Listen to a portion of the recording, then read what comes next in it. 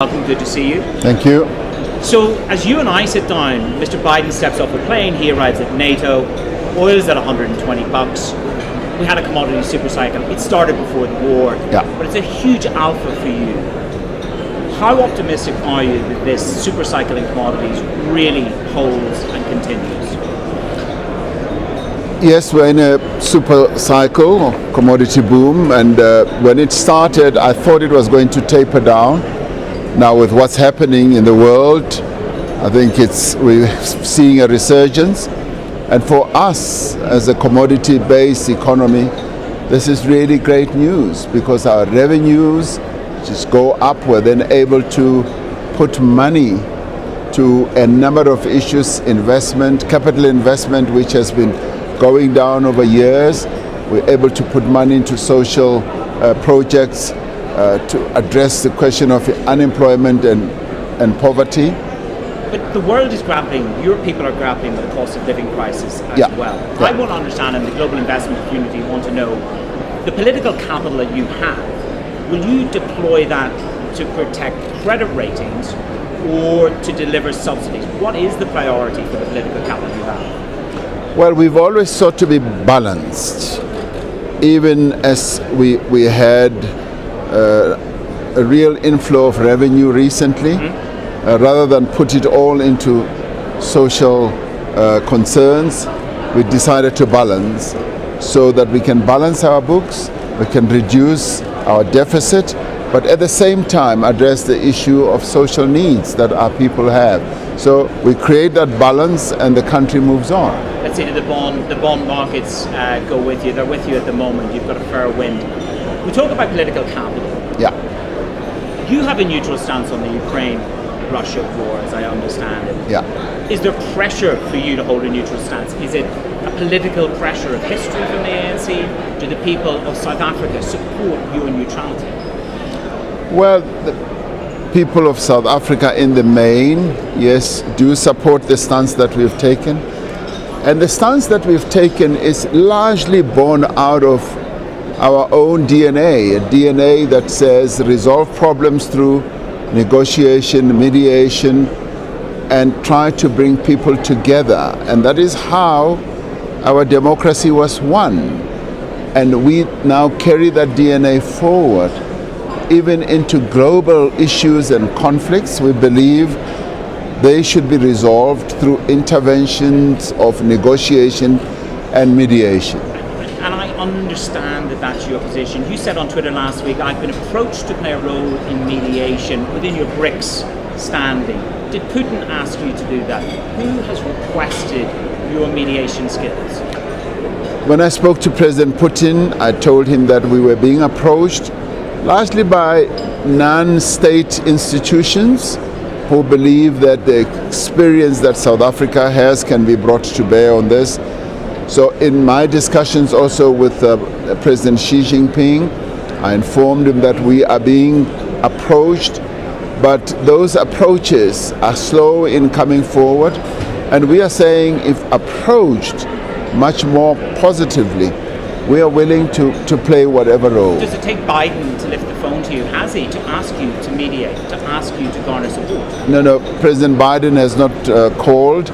So whoever would be willing to place a call to us, we would be willing to weigh all that up and see what role we can play. The impact of neutrality can cost. You know, this position of neutrality can cost. The risk is this, that not tomorrow, not next week, that investment could be held back from you by the global investment community because of your neutrality. Are you prepared to hold that neutrality and take that risk? Well, neutrality can cost, and fortunately we are not alone in all this. There are many others who've chosen the path that we have chosen. And the benefit of being where we are is that we can talk to both sides. It gives us that possibility, that optionality then comes to the fore. And the investment conference that we're having now, some in our country were saying investors will shy away from us. And in fact, we're seeing exactly the opposite. So this neutrality stance hasn't cost you so far. Can I push you a little bit. President Biden has gone so far as to call President Putin a war criminal. You are one of the few countries not to condemn Russia's invasion at the UN. Why? Well, because the stance that we have taken is that we need to look at everything in totality, but also base it on the need for people to sit down and talk. To mediate. Because I've often found that when you can play a role in mediation and getting people to negotiate, when you actually do attack them, it diminishes the positive role that you can play in finding a solution. I know that the rebirth of your nation was in part built by sanctions leveled against old institutions. Do you believe sanctions are the right road to get Putin to de-escalate? You've lived through sanctions. We've lived through sanctions, and we advocated for sanctions because we were dealing with a system that was a crime against humanity. Hold on.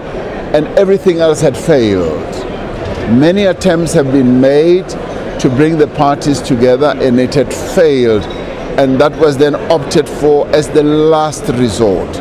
Now, in this case, we are saying what we should be doing is to make all efforts to try and mediate this conflict. When I spoke to President Putin, he told me that talks are going ahead, and he thinks that they could possibly lead to a good conclusion. Do you think he's in the mood to mediate? Is there a shift in the dialogue? Lots of people say to me, he's not in the mood to mediate. When I spoke to him, he demonstrated to me that yes, he is in the mood to have talks being successful. And I think any belligerent should be able to be willing to sit down, because war is costly on both sides. So he is in negotiations now, and he wants to see the negotiations succeeding.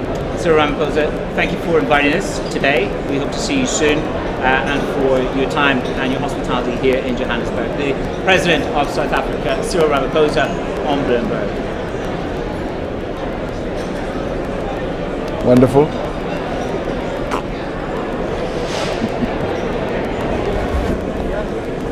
Party leadership election nominations open later this year. When do you? Will you answer that one for you to the print team? Will you? It's not yet open, and I'll give it a thought when they are. You will? I will.